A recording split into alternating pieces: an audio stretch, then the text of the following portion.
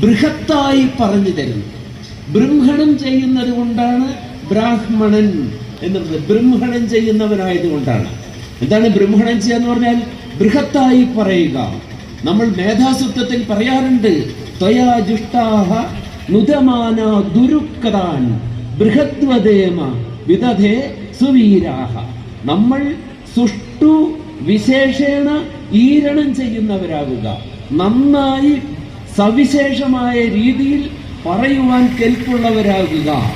എന്നിട്ട് വളരെ ദുർഗ്രഹമായ വിധത്തിൽ പറഞ്ഞിട്ടുള്ള തിരുലിഖിതങ്ങളെ വിശദമായി ജനങ്ങൾക്ക് മനസ്സിലാകാൻ പാകത്തിന് പറഞ്ഞു കൊടുക്കുന്ന തൊഴിലായിട്ടുള്ളവരാണ് ബ്രാഹ്മണന്മാർ എന്ന് പറയുന്നത്.